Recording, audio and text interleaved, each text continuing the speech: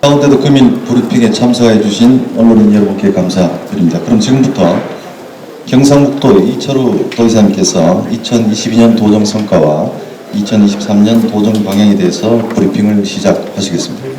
올 한 해도 균형 잡힌 시각으로 경북 도정이 올바른 길로 갈 수 있도록 많은 일을 해주신 데 대해 감사드리며, 우선 이 자리를 빌려 아직도 우리 현장에서 코로나와 고군분투하고 있는 의료진 여러분께 감사와 존경의 마음을, 또 울진 산불 태풍 힘난으로 많은 피해를 입은 도민 여러분께 깊은 위로의 말씀을 드립니다. 올 한 해는 경북이 새 정부와 함께 지방시대를 여는 주역이 되었고, 민선 8기 출범과 더불어 260만 도민과 함께 경북의 대전환을 준비했던 시간이었습니다. 지금부터 도민과 언론인 여러분들께 경북이 올 한 해 어떤 일을 해왔는지와 대연 도정 운영 방안에 대해서 보고드리도록 하겠습니다.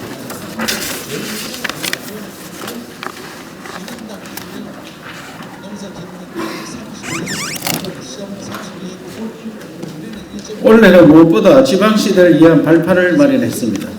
특히 윤석열 대통령 당선 직후 국민이 행복한 나라를 만들기 위해 수도권 집중을 해소하고 지방시대를 열어야 한다는 뜻을 직접 전달했고, 대통령께서는 역대 인수위원회 최초로 균형발전 TF 설치와 대한민국 어디서나 살기 좋은 지방시대라는 국정 목표로 하답해 주었습니다. 새 정부의 지방시대는 50년 넘게 이어온 수도권 집중의 물길을 돌리고 지방이 다양한 모습으로 발전하면서 국가 발전을 견인하는 미래 대한민국의 모습이며, 그 출발점에 바로 우리 260만 도민들이 함께 했습니다. 그 결과 새 정부 출범과 함께 지방시대를 위한 수건사업들도 해결하였습니다. 10년도 넘게 끌어온 영일만 횡단대교 건설은 드디어 예산을 확보했고, 중부선 유일의 미연결 구간이었던 문경 김천 구간 건설 사업도 6년 만에 예비 타당성 조사를 통과했습니다. 영일만 대교는 지방시대로 가는 교두보이자 동해안 관광의 랜드마크가 될 것이고, 중부선 문경 상주 김천 구간 철도 건설은 경북의 새로운 KTX 생활권을 만들어줄 것입니다. 사상 최대 규모의 국가 투자 예산 확보는 물론 투자 유치도 확실한 성과가 있었습니다. 국가 투자 예산은 지난해 10조 175억 원보다 9.3% 증가한 10조 9,514억 원을 확보하여 사상 최대를 기록했습니다. 특히 연구개발 예산은 전년 대비 50% 이상, 신규 사업 예산도 2배 이상 증가하여 4차 산업혁명 시대의 지방시대로 가는 마중물을 마련했습니다. 더불어 원래 1,950억 원에 달하는 예고 차입금을 전액 상환하여 제로화에 성공했고, 앞으로 4년간 재정혁신 계획도 실행하여 민선 8기 동안 채무 제로도 실현하겠습니다. 기업 투자 유치는 불황이라는 어려운 여건 속에도 당초 목표를 상회하는 8조 8,228억 원을 이끌어내었고, 11,469명의 신규 고용도 창출하였습니다. 특히 조단위의 네모더급 투자가 이어진 반도체 분야는 작년보다 투자액이 4배나 증가하여 경북의 반도체가 다시 일어서는 발판도 마련했습니다. 지방시들의 대전환을 위한 대형 국책사업들도 유치하였습니다. 도내 153개 단지에 5,000개가 넘는 공장, 그리고 17만 명에 달하는 근로자들이 일하고 있는 산업단지에는 총 예산 6천억이 넘는 동남권 3단 대개조와 농공단지 대개조 사업을 유치하였고, 탄소 중립과 디지털 경제의 전진기지로 지방소멸 극복의 성공 모델로 다시 태어날 준비를 마쳤습니다. 규제를 풀면 기업이 모이고 기업이 모이면 일자리가 생깁니다. 올해 경산의 전기차 무선 충전 특구를 유치하여 4년 연속 규제 자유 특구를 유치한 유일한 곳이 되었고, 전국에서 가장 많은 신산업 전진기지를 보유하게 되었습니다. 그동안 4개의 특구에 70개의 기업이 이전하여 4조 1,634억 원을 투자하였고 1,500개가 넘는 일자리를 마련하였습니다. 지난 8월 한덕수 총리께서도 경북의 규제 자유 특구는 균형 발전의 대표 성공 사례라며 규제 자유 특구 제도의 발전에 크게 기여하고 있다고 말씀하실 정도로 인정받고 있습니다. 앞으로도 규제는 풀고 신산업을 키워가는 경북의 성공 방정식을 지속하겠다는 약속을 드립니다. 디지털 시대 재전환은 메타버스 수도 경북으로 이어가고 있습니다. 지방정부 최초로 메타버스 정책관을 신설하고 138개의 기업 그리고 22개의 대학과 함께 생태계를 만들어가고 있으며 특히 올해 신라왕령 메타버스 보건과 메타버스 산업단지 같은 대규모 프로젝트와 데이터 센터와 연구기관 설립을 위한 예산도 확보하여 디지털 시대 주도권을 선정해 나가고 있습니다. 대학의 제도약을 위한 지역 혁신 플랫폼도 출범하였습니다. 지난 2년간 대학이 살아야 지방이 산다는 심정으로 연구 중심 도전을 포함한 대학 살리기에 매진한 결과 드디어 대구 경북 지역 혁신 플랫폼을 출범시켰고 지역의 23개 대학과 20개의 기업이 공동으로 매년 1140명을 선발하여 교육시키고자 일자리를 제공하며 지역 정착을 돕고 있습니다. 새 정부와 함께 탈원전의 근원을 극복하고 동해안을 청정에너지 산업벨트로 만들어가고 있습니다. 특히 12년 만에 완수한 신한울 1호기 준공은 그간 탈원전 정책으로 실험하던 지역경제의 단비가 되어주고 있으며 경주의 SMR 국가산업단지와 울진의 원자력 수소 국가산업단지 신규 지정은 1월이면 좋은 소식을 들려줄 것으로 기대하고 있습니다. 대통령께도 수차례 경북의 청정에너지 산업벨트 구상을 설명드렸고 원정 생태계 복원에 더욱더 박차를 가했다고 화답해 주었습니다. 문화와 관광의 대전환에도 많은 성과들이 있었습니다. 지난 11월 하해 별신구 탈놀이와 청단 노름을 포함한 한국의 탈춤이 유네스코 인류 무형 문화유산으로 등재되어 전 세계로부터 가치를 공인받았고 경북은 유형과 기록유산 그리고 무형 문화유산까지 보유한 세계 유산의 보물창고로 재탄생하였습니다. 그간 우리의 전통유산을 보존하는 데 애써 문화예술인들의 노고에 이 자리를 빌려 감사의 말씀을 드립니다. 2025년 에이펙 정상회의 유치에 도전하고 있는 경주는 국제회의 복합지구로 지정되어 보험분단지 일원의 용적률과 영업제한 완화 등 규제 완화와 마이스 산업 진흥을 위한 국비지원을 받게 되었다는 소식도 전해드립니다. 마지막으로 공부하는 공직사회를 위한 노력도 지속했습니다. 송나라 때의 문인 구양수는 다문, 다독, 다상량이만이 실력을 기르는 길이라고 했습니다. 특히 많이 듣고 생각하는 공직사회를 만들기 위해 2018년 겨울부터 시작했던 학원특강이 오늘로서 200회를 넘겼습니다. 직원들은 공직에서 일의 본질을 이해하고 생각하는 힘이 생겼으며 새벽에 도척을 찾아주신 204명의 선생님들은 인문 철학에서 문화예술 그리고 4차 산업혁명까지 공직사회에 다채로운 색깔을 더해 주었습니다. 많이 읽는 문화를 위해서 도청 도서관도 개관했습니다. 개관해내고 재탄생시켰습니다. 실제로 이 도서관은 저기 우리 복지관에 문정각으로 존재를 하고 있었습니다. 그런데 모두들 잘 모르고 있는 것을 이곳으로 옮겼습니다. 이것은 원래 당직실이었습니다. 당직을 폐지하라고 2년간 줄기차게 이야기했는데 공직사회가 당직 폐지하는 데 매우 힘들어했습니다. 그래서 경상북도 도청이 당직을 안 한다니까 다른 시도에서 당직 안 해도 되나 이렇게 이야기를 하고 있습니다. 당직실이 이런 도서관으로 바뀌었다는 보고를 드립니다.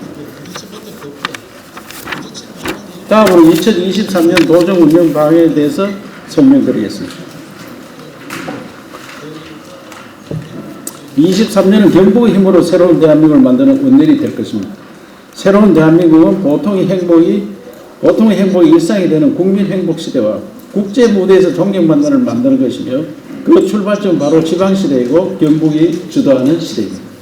우리는 경제 발전과 민주주의를 동시에 이룩한 자랑스러운 역사를 가진 민족으로 원조를 받다가 원조를 주는 유일한 나라로 개발도상국들에게 희망의 등불이 되고 있지만 50년 넘게 이어온 수도권 집중의 물길은 우리 청년들을 경쟁의 소용돌이로 내몰았고 국민들이 행복하지 않은 대한민국을 만들었습니다. 지방에서도 일하고 배울 기회가 넘쳐나고 특색 있는 문화와 가치가 꽃을 피우고 다시 지방으로 사람들이 모이드는 시대가 와야 국민 행복 시대를 열 수 있고 다양한 민족과 문화가 공존하는 공동체를 만들고 우리가 가진 성공의 경험과 고유의 가치들을 국제사회와 공유하며 보편적인 가치로 만들어갈 때 비로소 존경받는 나라가 될 것입니다. 23년 경북도정은 대한민국 성공의 역사를 이어가고 세계로부터 존경받는 나라로 만들기 위해 혁명적인 지방시대를 열고 청년들이 어디에 살더라도 성공할 수 있는 기회를 갖는 공정과 행복이 넘치는 나라를 만드는 일을 시작하고자 합니다. 우선 지방시대 일자리 혁명으로 청년들의 희망을 찾아주겠습니다. 대한민국의 성공의 역사는 농업과 농촌의 희생이 있어 가능했습니다. 그 희생이 헛되지 않도록 농업 대전환을 통해 네덜란드 같은 선진국처럼 농업을 반도체에 버금가는 먹거리 산업으로 농촌을 청년이 돌아가는 희망의 타운으로 만들어 갈 것입니다. 특히 스마트팜 혁신밸리가 있는 상주를 연구개발과 인력 양성 그리고 벤처 창업의 거점으로 육성하는 데 집중 투자하여 국가 농업 테크노폴리스로 재탄생시키고 현재 문경과 예천에서 시범사업을 추진 중인 디지털 혁신 농업타운을 더 전역으로 확산하여 주주로 청년 농부를 전문 경영인으로 키우는 제2의 새마을운동으로 만들겠습니다. 새 정부의 국가 전략 산업 벨트를 경북으로 확장해 청년들이 지방시대 일자리도 만들겠습니다. 탈원전 정책의 근원을 극복하고 SMR과 청정수소를 포함한 에너지 신기술에 집중 투자하고 글로벌 원자력 캠퍼스를 설립하여 대한민국 에너지 산업을 이끌 인재들도 키워낼 것입니다. 반도체와 배터리도 구미와 포항에 특화단지를 유치하고 미래차 상상 일자리 협약을 통해 청년에게 일자리를 기업에게 인재를 공급하도록 하겠습니다. 바이오도 국내 최초로 연금 중심 의대를 설립해 대한민국 바이오 산업의 대전환을 주도할 것이며 안동의 국가산업단지도 추가로 조성해 제2의 SK 바이오 사이언스를 키워가겠습니다. 청년의 일자리가 지방시대의 지름길이라는 생각으로 역점 시책들을 추진해 나갔다는 약속도 드립니다. 23년은 문화관광 혁명의 원년이 될 것입니다. 4차 산업혁명 시대는 기계가 일하고 인간은 창의적인 활동에 집중하는 인문과 디지털의 융합시대이며 이에 걸맞는 최우선 과제로 창의적 활동을 위한 디지털 창조 인프라 강화에 집중할 것입니다. 메타버스 수도시를 위해 이번에 예산이 확보된 한류 메타버스 전당을 만들어 지역의 노후화된 공간을 디지털 콘텐츠 타운으로 재탄생시키고 글로벌 메타버스 혁신 특구와 경북 전역에 6개소에 달하는 한류 메타버스 거점을 조성하여 디지털 기술과 인문 그리고 가상 경제가 융합된 고부가가치 메타버스 산업 네트워크를 구축하겠습니다. 특히 2025년에 개최되는 에이펙 정상회의를 경주로 유치하여 세계의 경북을 알리고 영일만 대교 호미반도 국가해양정원과 함께 동해안 일대 해양 레저 산업에 집중 투자하여 울릉공항까지 연결하는 동해안 국제관광벨트를 만드는 일도 지속할 것입니다. 국민 행복시대를 위해 대학의 힘으로 교육혁명도 이뤄낼 것을 약속드립니다. 누구나 지방시대가 위기라고 하지만 누구도 해법은 찾지 못하고 있습니다. 기업과 지방정부 그리고 이공계 대학 간 연합체를 구성하고 산업과 인재를 키우는 일들을 함께 고민하고 설명해 실행해 나갈 것입니다. 특히 원자력, 바이오, 반도체, 미래차, 로봇으로 대표되는 전략산업을 중심으로 풍부한 인재가 넘쳐나는 경북을 만들 것이며 대학의 캠퍼스는 포스텍의 체인지업 그라운드 모델을 확산하여 벤처 창업타로 재탄생시키고 지역 혁신 성장의 허브로 만들어 가겠습니다. 돌봄 혁명을 통한 국민 행복시대도 열어갈 것입니다. 국민 행복시대를 위해 아이를 낳으며 키워주는 나라, 국민들의 마음까지 돌봐주는 나라, 그리고 어디서나 양질의 의료 서비스를 받을 수 있는 나라가 되어야 합니다.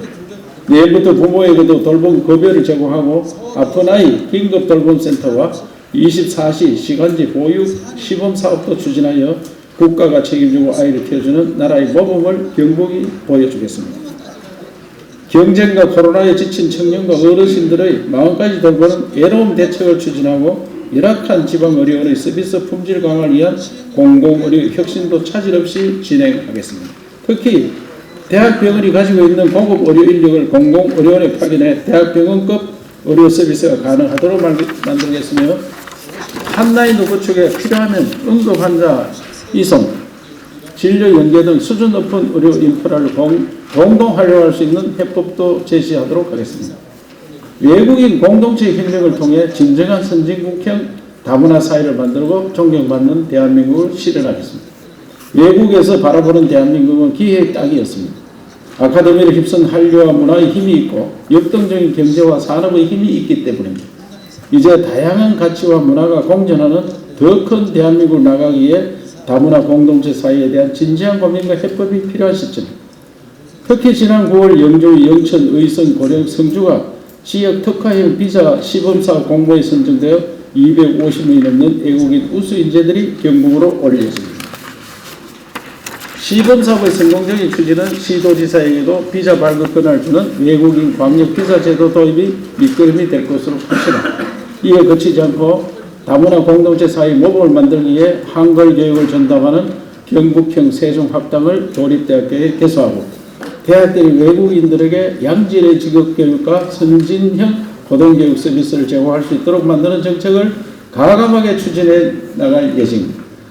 60, 70년대 미국과 유럽에서 유학한 청년들이 대한민국 경제 성장의 주역이 되었듯이 외국의 청년 인재들이 경북으로 와 교육받고 고국의 발전에 이바지할 수 있다면 대한민국도 국제사회에서 존경받는 진정한 선진국이 되리라 확신합니다.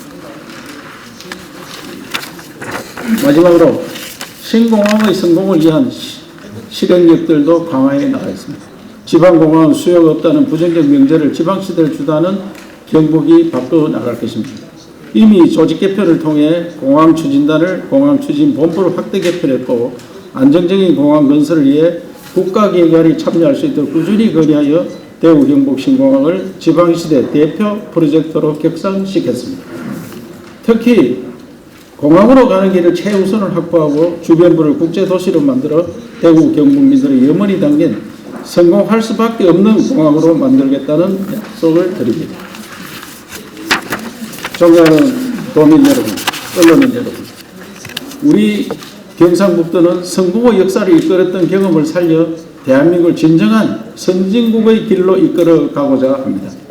국민 행복시대와 존경받는 대한민국을 위해 수도권 집중의 물길을 바꿀 지방시대 혁명을 출발점으로 삼고 경북의 저력을 전 국민에게 보여주는 한 해로 삼겠습니다.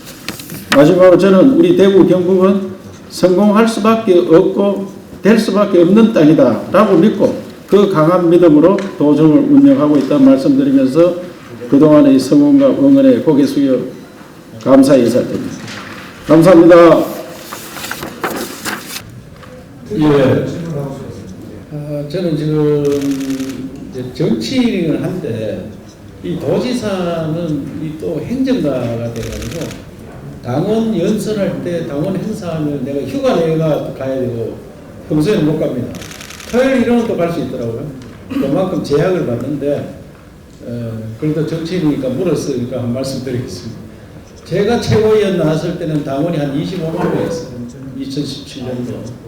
그래서 당원이 한 25만. 그때 그래가 막 불어가지고 지금 80만이 되었고 곧 100만이 된다고. 당대표 선거를 하면 당원 가입을 많이 합니다.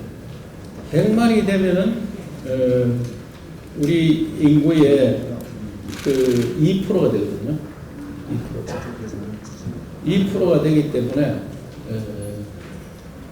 충분히 여론이 수렴되는 거 아니냐.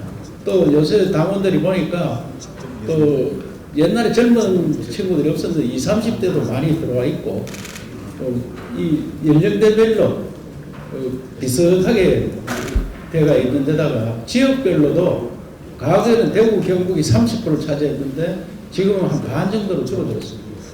그래서 지역별로도 수도권답게 수도권은 많이 또 가입을 해가 있고 지역이나 연령별로 고루고루 되어 있기 때문에 당원들만 하는 게 역선택을 방지하고 우리 당원들의 대표가 국민 여론과 비슷한 수준의 대표가 뽑힐 걸로 생각하기 때문에 저는 당원 100% 했는 것이 시대에 그렇게 뒤떨어지지 않고 제대로 된 대표를 뽑는 제도가 아닌가 그렇게 생각하고 있습니다. 아주 심각한 문제입니다. 앞으로는 드론 전쟁이라 해도 가와내는데 이 소소형으로 바뀌면은 레이더에 잡히지는 않습니다. 그래서 이 잡는 기술을 빨리 개발해야 되는데 이 드론이 제가 국회 정보위원장 할 때도 북한 드론이 많이 떨어졌습니다. 그때는 기술이 없어서 돌아가지 못하고 와서 제대로 작동을 못하고 떨어졌습니다. 14년, 15년, 16년, 17년 계속 해마다 떨어져서 우리가 그 대비를 해야 된다. 이래서 우리도 대응 대책을 만들고 국방 전략 강화에 그 드론 대책을 다 넣어놨는데 그 이후에 조금 유명무실해진 것 같습니다. 대책이. 그래서 오늘 윤석열 대통령께서도 국방 계획에 드론 종합 대책을 강구하겠다.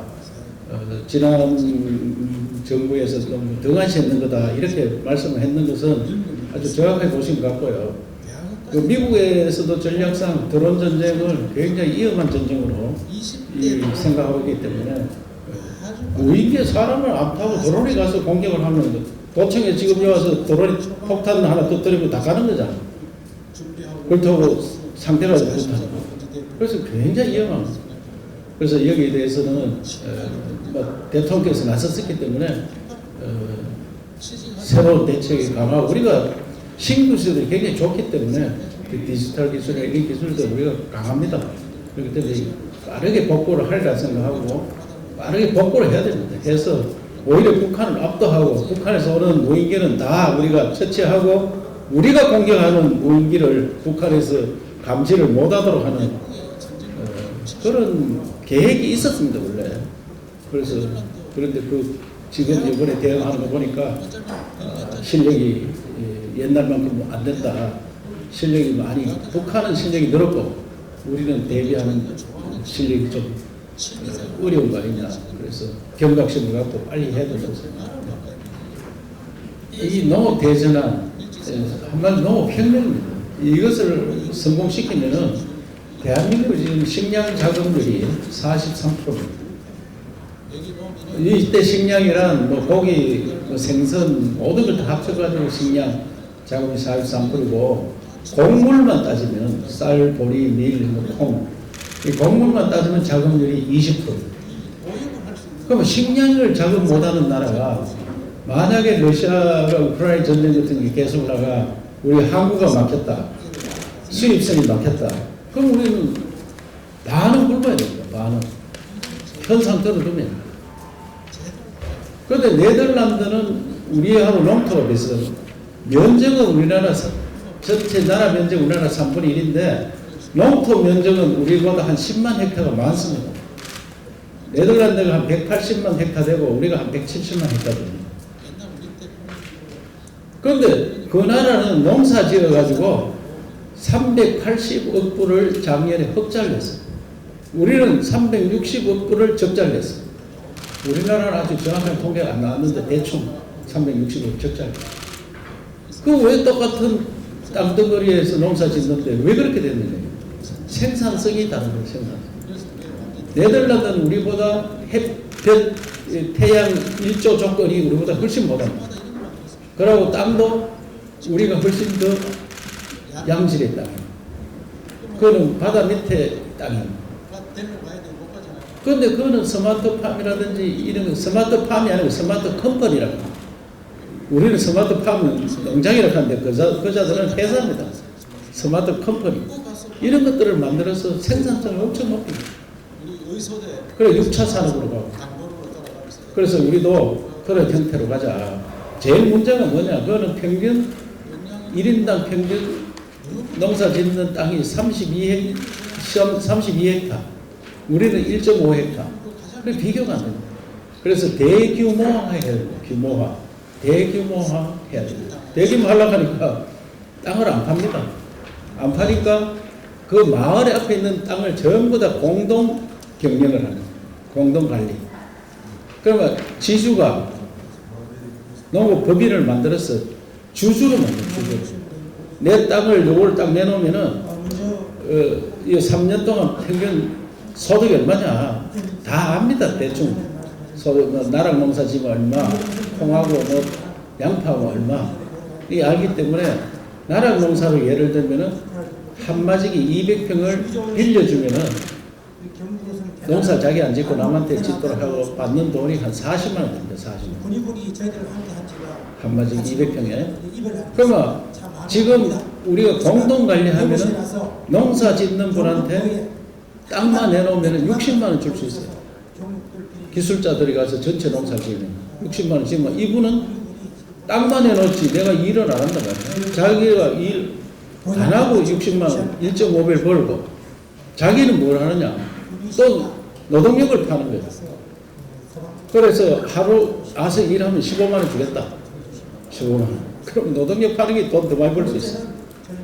그럼 어떻게 이런 소득을 낼래? 이모작 해야 돼. 그리고 벼농사 지어가지고는 크게 소득, 벼는 쌀은 남아가는데 계속 벼농사를 짓습니다. 이 땅에다가 콩 심고 그 다음에 양파 심으면 제가 현장에 가서 물어봤어요. 5배 생산을 올렸습니다. 5배. 그러면 콩 심고 양파 심고 다 하지 노동력이 없습니다. 노동력이. 다 70 노인들이 80 다 된 분들이 언제 그 두 가지 일을 다 해내느냐. 그러니까 이걸 기계화하는 거예요. 기계화. 그 제가 생각할 때 지금 연구를 하라 해놨는데 100헥타씩 평균 모으면은 100헥타가 30만 평. 30만 모으면은 농기계가 뭐가 필요하면 거기에 각 지역마다 분석을 해서 농사 못 짓는 땅, 제대로 작하게 안 되는 땅, 이런 땅 스마트팜. 스마트팜은 뭐 땅이 필요가 없습니다. 그리고 문경 우리가 한락하는 동네에 야산이 있습니다. 야산이 한 10헥타 되는데 10헥타.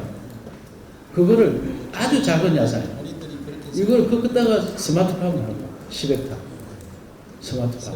그럼 끝번에 놀던 산이 10헥타 하면은 한 300억 투자를 해야 돼요. 300억 투자. 투자 누가 하느냐? 그래서 농협 보고 제가 늘 하는 게 너가 투자를 해라. 농민들이 어떻게 투자를 하냐? 300억. 그 스마트팜을 확실히 10헥타 만들어 가면 한 300억 들어야 돼요. 그것을 농협에서 투자를 해서 10년 안에 다 가가고 다 갚고 이게 일하는 사람들 월급 형태로 주는 거예요. 네덜란드 그래 합니다. 라보 은행이라 만들어가지고 내가 이거 투자를 하고 싶다 하면 자기들이 직접 돈을 주고 10년 동안 계산해가 네 월급 얼마. 근데 젊은 청년이 거기에서 월급을 한 달에 한 300만, 400만 원 받더라고요. 그래서 우리 500만 원 줄게 우리가 한테 가자 하니까 이거 10년 있으면 내 거 되는데 월급은 받고 한 10년 있으면 자기 거 되는 거예요. 그래가 청년들 여기 와서 많이 고용하고 그리고 또 우리 농업 대전환 위원장을 그 병아리 키우는 하림 그 회장을 우리가 공동 위원장 모셨어요. 병아리 키우면 35일 만에 한 200만 원씩 버는 거예요.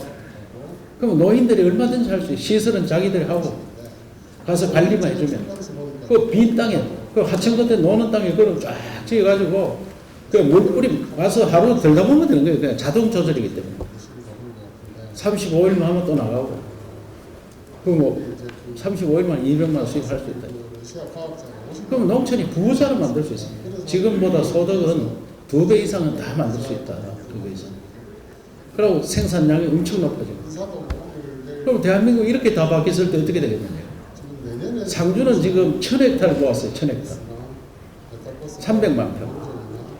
그것을 농업기술원장 이번에 공로 연수 들어가는 분이 있습니다. TF를 만들어라. 니 뭐 1년 동안 공무원 아니냐 아직도.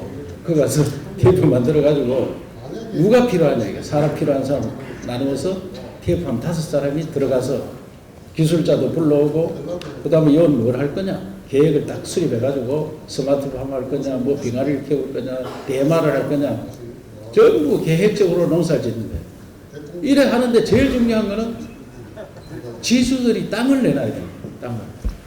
땅을 안 주고 구역구역 내가 짓겠다 이렇게 하면 이게 참 힘들어집니다.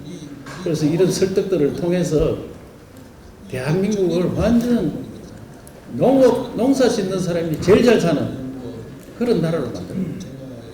왜 몸띠 팔아먹는 도시 근로자보다 땅을 가지고 있는 농촌 농민이 못 사느냐. 더 잘 살아야지. 네덜란드는 일반인들은 5만 5천 불이고 농민은 8만 불이고 소득 8만 불. 우리도 그런 나라 만들어야 된다. 이게 대통령께도 다 보겠습니다. 이런 나라 만들 테니까 농림부에서 지원할 거 다 지원할 거라. 그래서 계획만 딱 수립되면은 농기계획 이런 거 농림부하고 우리하고 해서 농기계획 많이 지원해줘야 돼. 그래서 새로운 시대를 열어가겠다. 이게 만약에 성공하면 대한민국 식량 작업자도 되고 네덜란드처럼 수출하는 그런 나라로 바뀌는 정말 대한민국 역사상 혁명이 왔다는 이야기를 듣도록 한번 해보겠습니다. 홍영표 씨하고 28일 구리에서 만나서 구리 대구 편입하는 거 축제를 하니까 거기서 노래 한 잔을 같이 하고 뭐 걱정하지 마세요. 홍시장 저하고는 남보다도 친하고 뭐 전혀 관계 없으니 너무 언론에서 자꾸 우리가 사이가 나쁜 거 아니냐 하는데 전혀 나쁠 이유도 부딪혀 본 적이 없습니다. 한 번도. 국정감사했을 때 묻는데 제가 대꾸하지 마라 이렇게 부딪혀 본 적도 없고 부딪힐 만한 일도 없었고 대경연구원 분리하는데도 야, 네 마음대로 해라 그래가지고 대구 연구원과 경북 연구원을 분리를 해가 1월 1일부터 발족하는데 그 뭐 전혀 그 못하겠다 뭐 이런 것도 없고 하니까 부딪힐 일 없다는 말씀 우선 드리고 전기요금 차등제 국회 가서 토론을 했습니다. 근데 우리는 막 우리 생산하는데 왜 우리는 똑같이 쓰느냐 이래 하는데 그 전문가들이 와서 묻는데 그 뭐 송전하고 배전이 있는데 송전은 그 우리가 원자력 발전소를 우리가 예를 들면은 원자력 발전 만드는 데는 그 한 기 만드는 한 5조 이상 들잖아요.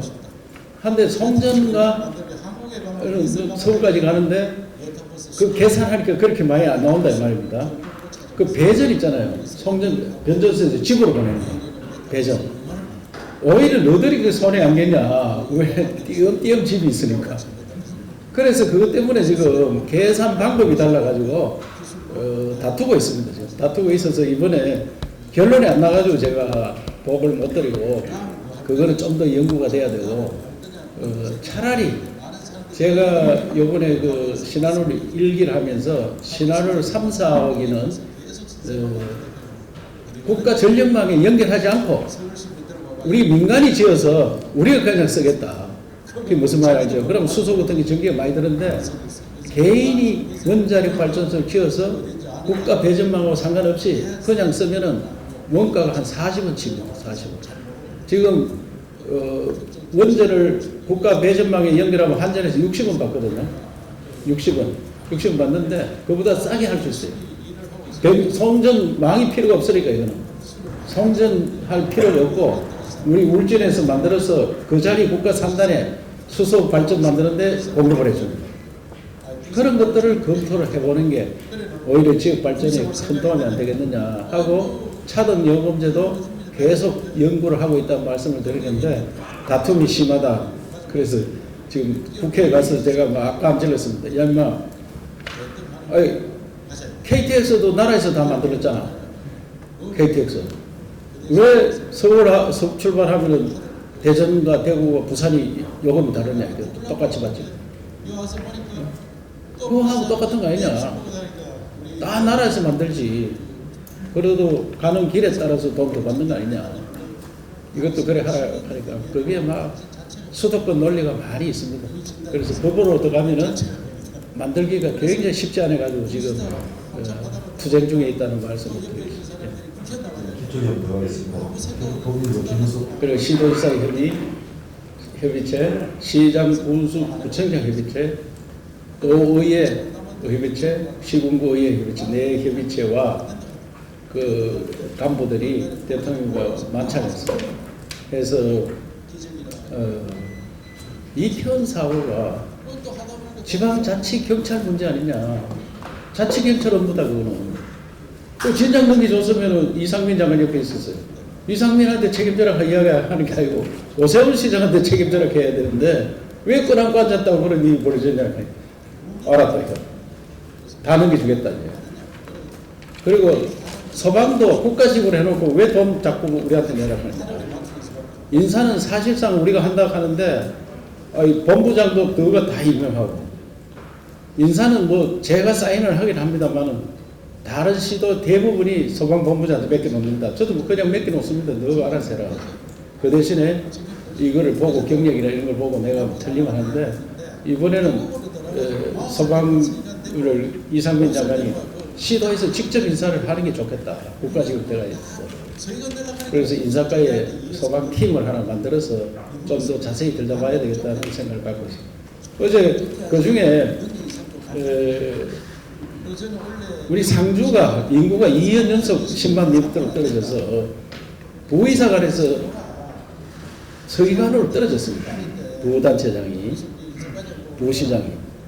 그래서 내가 이게 말이 되느냐. 인구 기준으로만 하니까 이런 일이 벌어지는데 상주가 땅이 서울의 2배 반이고 땅이 소대지가 그 사람 식구보다 더 많고 산이 있고 강이 있고 홍수 피해 관리할 게 얼마나 많은데 인구만 따지가 그렇게 하면 어떻게 하느냐. 그 시민들의 실망감이 얼마나 크겠느냐. 강력히 내가 하기로 했습니다. 그 시행령 그걸 왜 그 따로 만들어가지고 그래가지고 어제 합의한 거는 분수고 부분수고 부신사임 50만 미만은 모두가 부의사관을 하는 걸로 93개 기관이 서기관이 들어가 있더라고요. 그거를 전부 부의사관으로 올리는데 하루아침에 다 올리기는 어려우니까 차츰 바꿔나가겠다. 그래서 무슨 상주 같은 떨어지는 것들 하다가 떨어졌는데 올해가 7군데 떨어졌어요. 전국에.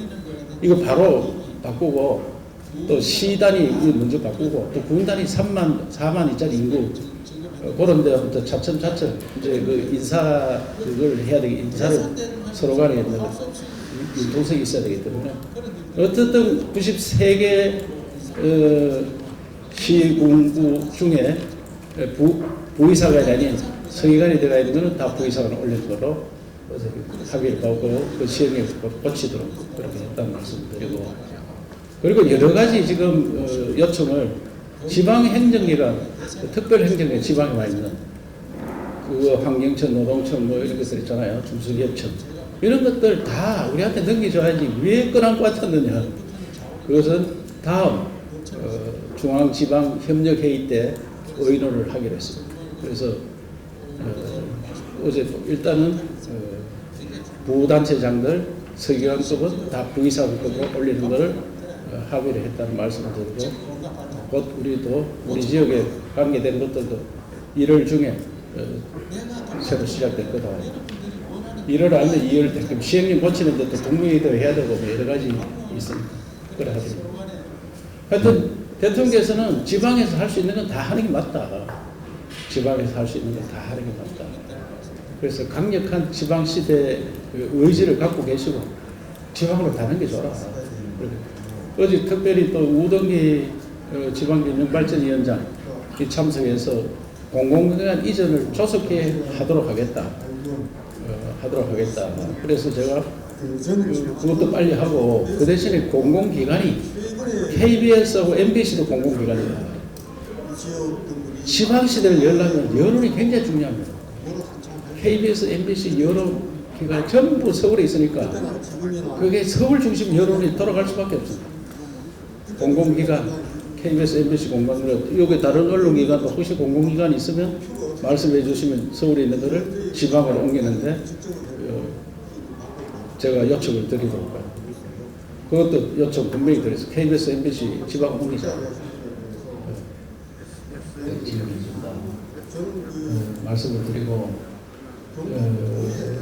애를 놓는데 애를 와서 하루 시간제로 봐주면요. 시간제로 봐주면은 보통 250만 줘요. 그 종일 봐주면은 350에 370만 주고. 그런데 전업주부 해가지고 250만 원 5 키우면은 우리나라 사람 꼼짝도 안 합니다. 그 정도 가지고는 꼼짝도 안 하고 저는 돈으로 물론 돈 지원해주면 도움이 되지만 돈으로 애기 놓는 거 하면 굉장히 어렵고 사회 문화를 완전히 바꿔야 됩니다. 사회 문화 일찍 돈벌이를 해서 우리는 너무 됐습니다. 대학원까지 나가 공무원 들어오는데 보면 30살 넘었어요. 20대 들어오는 공무원들은 아주 빠르게 오는 거고 다 30대. 그리고 30 초반 돌아가지고 2, 3년 준비하고 입하다 보면 40살 되고 돼버리고 결혼할 생각도 못하고 너무 치열하게 경쟁하고 삶이 너무 핍박합니다. 취직하더라도 서울로 가다 보니까 살기 너무 하루 2시간 이상 출퇴근 걸리니까 하루 4시간을 갔다 오고 또 월급 조금 받아 넣어가지고 자기 살기도 바꿔하고 언제 결혼해서 애 키우는 능력이 안 되더라고요. 이런 나라 안 바꾸면 안 돼요. 그래서 저는 외국의 선진국들은 70%가 대학을 안 갑니다. 네덜란드 대학 나왔다 해가 얼마짜리는 1년짜리 나왔습니다. 대학 안 갑니다. 고등학교 졸업하면 바로 취직합니다. 그것도 자기가 좋아하는 직업으로 취미생활 하다가 그게 직업이 됐어요. 우리도 그런 문화를 바꿔야 되지. 그래서 일찍 생활하다 보면 일찍 결혼하고. 그러면 애기 놓으면 나라에서 이 양육을, 보육을 지원해 주는 게 굉장히 중요해요. 돈 줍니다. 애기 놓으면은 집에서 키울 때 한 2달간은 지원해 주고, 사람이 가서 우리나라도 지원해 줍니다. 안동여기도 다 집에 와서 지원해 줍니다. 한 2달간은.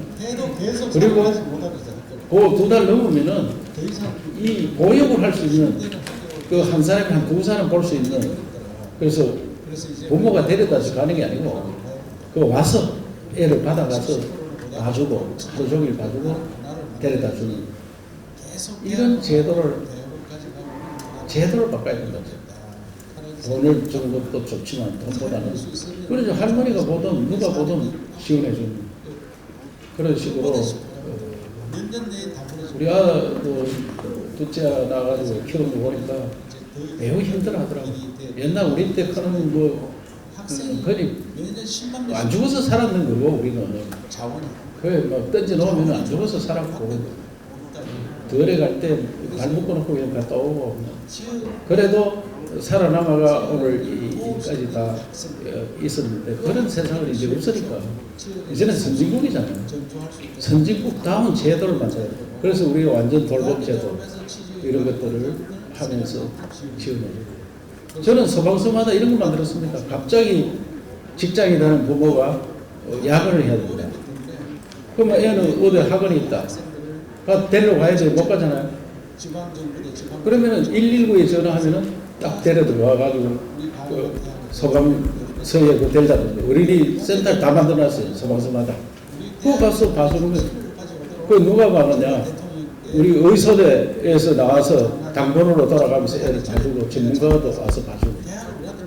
그 내가 영양 이런 데 가보니까 너무 좋아하는 거예요. 119 전화하면 애 달다 보고. 그래서 내가 119로 가장 믿고 있다 사람들이. 119 전화해가 애 들고 갔는데 그 뭐 6일을 당하였으니까.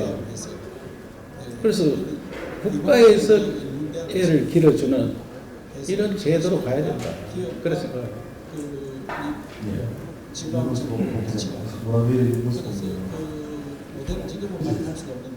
대통령 말고 하시고 싶은 두 가지.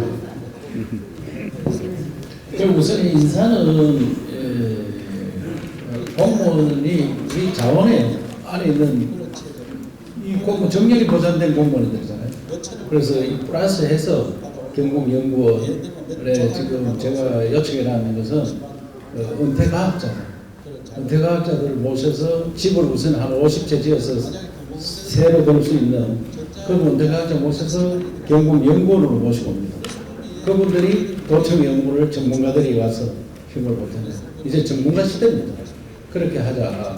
그 은퇴과학자가 아니고 진짜 돈 많이 주는 과학자들은 여기까지 모시기 어려우니까 오히려 교수나 연구원에 있던 분들이 나오면은 자기가 제자들도 있고 아이디어가 많이 있을 거다. 그래서 그런 하고 철균 원장님은 좀 탁월한 영역가라 생각합니다.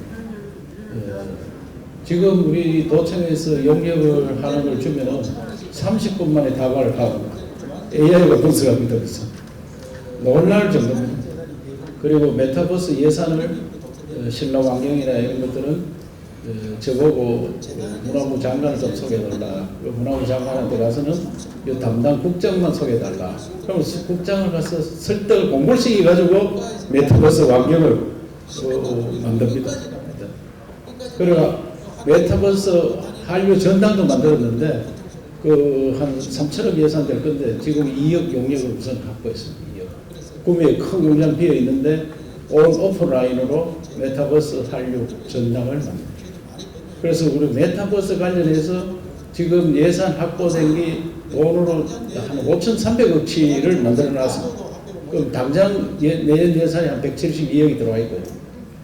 그래서 새로운 신기술로 진행하는 이런 놀라운 기술들을 우리가 조직을 만들었고 그 메타버스 정책관을 두니까 이런 일들이 생기면서 또 메타버스 수도 경부로 만들어 놓으니까 그 전에 설명을 한번 드렸는 것 같은데 미국의 헐리우드 영화 만드는 헐리우드 지역을 관할하는 시장이 젊은 시장이더라고요. 포토매틱 시장님이 영화는 한국이 잘 만든다. 그걸 메타버스 영화를 만들고 싶다. 메타버스 영화를 만들게 한국에 가면 어디에서 가면 되겠느냐? 메타버스 수도가 있다. 메타버스 수도 경북으로 찾아왔어. 그래서 MOU를 하고 내년에는 메타버스 영화를 만든다. 그 할리우드 그 영화 만드는 실력을 우리하고 같이 메타버스 영화를 만든다. 그래서 새로운 그 기술로 나아간다 이 말씀을 드리고 지금 다음에 뭐 할 거냐? 저는 다음에 뭐 할 거냐 보통 생각을 해봤는데 많은 사람들이 건조하는 길로 가고 왔습니다. 지금까지 학교 선생님 하다 보니까 옆에서 계속 선생하면 안 된다 해서 어디 가느냐 서울신문 들어가가 여기에 온 사람 내봐라 하더라고요. 옆에 있는 선생님이 그거 뭐 자기도 모르고 나도 모르고 그 원선했어요. 원선에 가서 원선에 가보니까 여기 어딘지 아느냐 이렇게 하는데 보니까 대학생들은 알고 나같이 그냥 왔는 사람 잘 모르고 왔더라고요. 특정직 7급 무슨 이래 써놓으니까 그래서 가가 그거 안기부였고 또 안기부 열심히 일을 하고 있으니까 그 술을 많이 쳤는데 이 의근 도지사로 바꿔주더라고요. 부지사 그 먹고 하고 있으니까 부지사 간다고 이야기를 해요. 부지사 구하는 중입니까? 그러니까 그래 나보고 부지사 올 생각이 있느냐? 아이 뭐 불러만 주면 가야죠. 그런데 이 집에 가가지고 우리 가족한테 6개월 남은 부지사 오락하는데 어쩌면 좋겠느냐 하니까 대뜸 하는 이야기가 가자. 왜 6개월 후에 어떻게 하나 하니까 뭘 해도 할 거다. 그 대신에 이에 있으면 죽겠다. 하도 그 술도 많이 먹고 돌아다니니까. 그래가 안 죽으려고 왔는데 여 와서 보니까 또 부지사 하는데도 매일 술 먹고 다니까 우리 가족이 그것을 이제 뭐라고 진단을 했느냐면은 당신은 직업이 병이 아니고 당신 자체가 병이다. 그게 진단이 났습니다. 내 자체가 병이다. 그래서 부지사 한참 하다가 또 보니까 또 옆에 있는 사람들이 국회 나가자 하더라고요. 아무 생각 없이 2달 놔두고 나가가지고 뚝 떨어지고 경선도 안 해보고 떨어졌어요. 그러니까 뭐 며칠 안 남았는데 김천으로 가라 하더라고요. 가니까 뭐 8대1로 안 된다 하더라고요. 안 된다 하는데 옛날에 폭탄주 많이 먹었으면 다 와서 도와서 그래가지고 기적이라 이래가 당선이 됐고 그리고 또 하다 보니까 도시사 뭐 자꾸 하락해가 그래 하고 있는데 지금도 누구가 뭐 그새도 와서 너 같은 놈이 있나 뭐 하고 하는 사람이 있는데 또 한쪽 길이 뜨고 한쪽 길이 흘리고 하고 있습니다. 그래서 사람은 실력도 닦는 게 중요하지만 운이 또 중요한 운이. 그래서 운이 어디까지 가느냐 그거는 사람의 능력을 알 수가 없습니다. 운에 맡기는 수밖에 하늘에 맡기는 수밖에 없다. 그래서 기사님 뭐 다른 마무리 말씀하실 게 있으시죠? 오늘 행정학회 회장님이 하공을 했는데 하공에서 공학 강부 그 이야기를 하더라고요. 그래서 산자부 소관인데 산자부에서는 원래 이 사고가 나면은 광산주가 다 대응을 해야 된다. 그래서 자기들은 할 게 별로 없다. 이렇게 답변했다. 그래서 공무원은 하나도 틀린 이야기가 아니다. 법에 나와 있는 대로 이야기했다. 그런데 도지사는 가서 그 사람들의 그 가족들의 이야기를 철저히 듣고 그분들이 그렇게 울부짖으면서 자기 아버지가 자기 남편이 그 속에 갇혀 있으니까 얼마나 고민하겠습니까? 그래서 그분들은 왜 시축에 2대 없는 10대 이상 돼야지. 또 그 일하는 간부들이 지쳐있다. 먹는 거, 또 인건비 더 줘야지. 이거 아주 누구나 생각하면 할 수 있는 이야기다. 그래서 제가 그리고 자기들 소통이 안 된다. 설명을 안 해준다. 그래서 내가 우리 부지사하고 상주하면서 시축이 구할 수 있는 거 다 구해라. 그 다음에 간부들 인건비 올려주고, 그 다음에 먹는 게 부실하다 해서 공화군수보고 같이 식사해라. 그래서 하고 나니까 그게 이거는 안 해도 될 일을 새로운 행정의 형태를 보여줬다 하면서 모범 사례로 이야기를 하더라고요. 그래서 내가 들어보니까 그거 참 별거 아닌 것 같은데 그거 잘했는 거구나. 그런 생각이 들었습니다. 그래서 공무원이 생각을 바꿔야 됩니다. 아까도 이야기했지만 이 도서관은 없는 걸 새로 만드는 게 아니고 독재관이 문정각이 있었습니다. 제가 몇 번 가봤는데 깜깜한데 사서 한 분이 딱 앉아 계시고 누가 많이 오나 하니 가끔 옵니다. 그래서 당직하지 마라. 당직 그만두면은요 하루에 6만 원씩 주는데 5살은 하루 30만 원씩 줍니다. 30만. 또 주말에는 낮교도 밤교도 따로 있습니다. 그리고 토요일 일요일 낮교도 밤교도 하죠. 그리고 이튿날 또 쉬죠. 이튿날 설마 그분들이 일 안 하고 쉬어야 되게 임금비가 얼마입니까? 그걸 따지면 그 돈이 엄청난 거예요. 그것도. 그 돈을 아끼고 이 당직실을 이렇게 만들어놓으면 제가 도청 직원들이 책은 안 보더라도 한번 빼는 봐라. 제목 읽어봐라. 누가 썼는지. 제가 오늘 제목 2개 봤어요. CEO가 된 청소부. 그 다음에 하웨이, 중국 하웨이 그 기적. 제목만 보는 거예요. 제목 보고 서문 보고 중간에 두 줄 읽어보면 하웨이가 이래가 성공했구나. 그게 또 마음에 들면 또 한 번 더 보고. 책을 처음부터 끝까지 정독하면 지어봐서 못합니다. 대충 서문 보고 저 말미에 보고 누가 평가해놨는데 평가 보고 나면은 책으로 몇 번 읽었다. 한 달에 한 50권 내가 제목 보고 읽고 누가 그 책 봤니? 이거 아까 이거 한번 보십시오. 니 그 책 봤니? 내가 그 간부회의 할 때 앞으로 인사는 밥 먹었으면 인사는 없고 야 너 그 책 봤느냐? 이게 인사다 앞으로. 그 책 종문하고 그 책 봤느냐 인사인데 여기다가 니 그 책 봤니? 이래서 놨더라. 이거는 뭐 경상도 말이 아니잖아. 그래서 내가 점을 빼가지고 갖다 넣었어요. 너 그 책 봤나? 이렇게. 점 2개 갖다 넣었다. 그래서 내 점을 뺐어. 알았죠? 점 뺐니? 이거 저거 갖다 넣으려고. 그래 오늘 그 한 해 너무 수고하셨고 한 해 바쁘게 다니던 격조했습니다. 소주도 한 잔씩 해야 되는데 연초되거든. 돌아가면서 그 기회를 좀 갖도록 하겠습니다. 수고하셨습니다. 니 그 책 봤니? 이래서는 되게